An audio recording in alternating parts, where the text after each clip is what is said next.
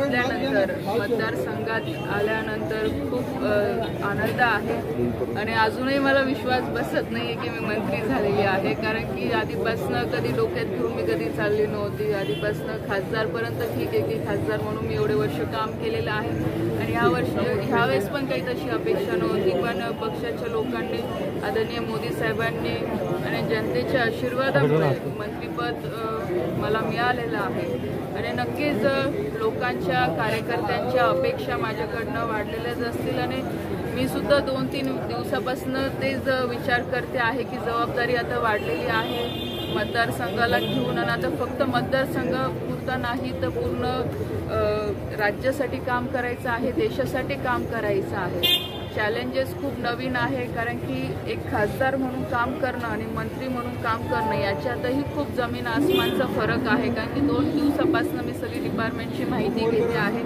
की कसं कामकाज आहे तिथलं.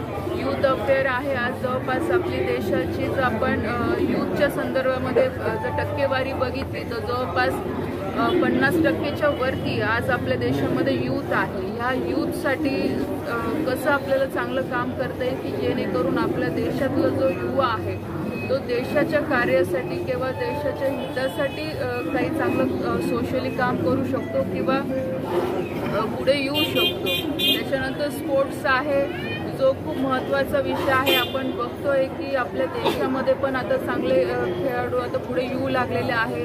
ऑलिम्पिकमध्ये आता आपल्या देशाचं नाव पुढे जाऊ लागले, चांगले मेडल्स आणू लागलेले आहे. आता पुढच्या महिन्यात पॅरिसमध्ये ऑलिम्पिक आहे. जवळपास आपल्या देशातनं 120